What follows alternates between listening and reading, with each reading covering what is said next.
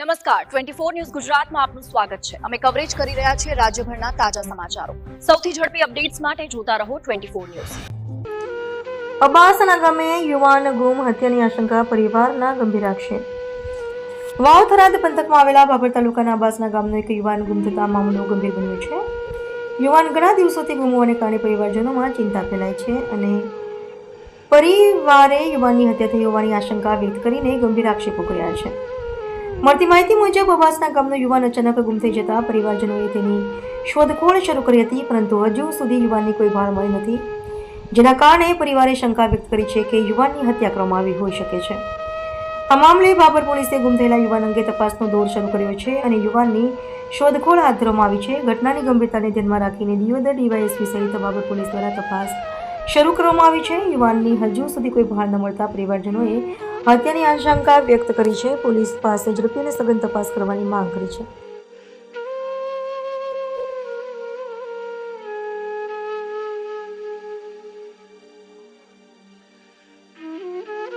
कुमार हेमताजी છે।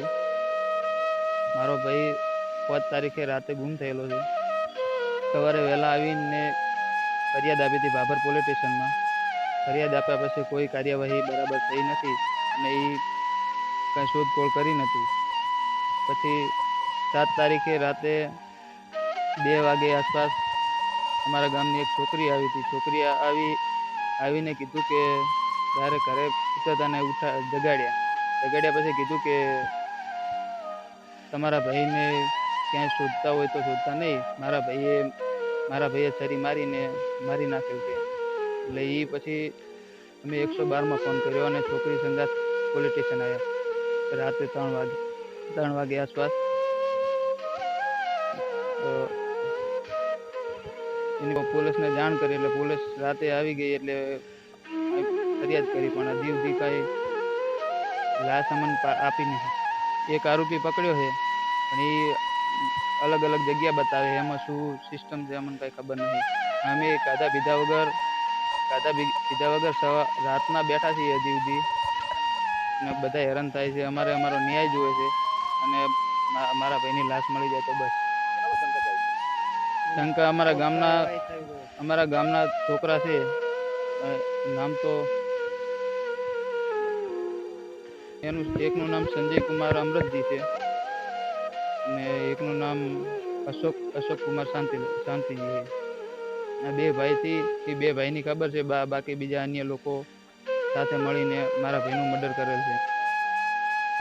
અને મારા બુનની છોકરો છે, મારો ભણો છે, તો એને 5 તારીખથી ગુમ કર્યો છે, જીવ તો જડ્યો નહીં।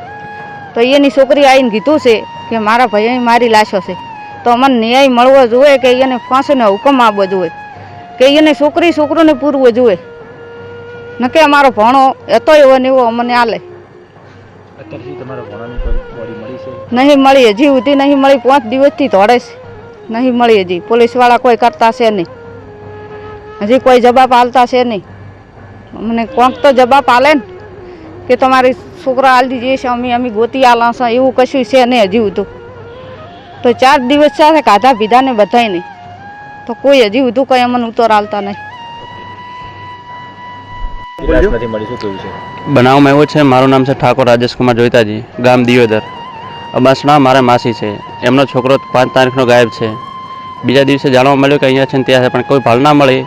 અત્યારે ભાળ મળે છે કે એમને છોકરી આવી હતી ઘરે અને એમણે કીધું છે કે તમારા છોકરા ભાઈએ મર્ડર કરી નાખ્યું છે અને હજુ સુધી પોલીસે આરોપીને લઈને ફરે છે, પણ કોઈ જ ભાળ મળતી નહીં। પોલીસ આમથી આમ દોડે છે, બીજું કશું જ કરતી નથી।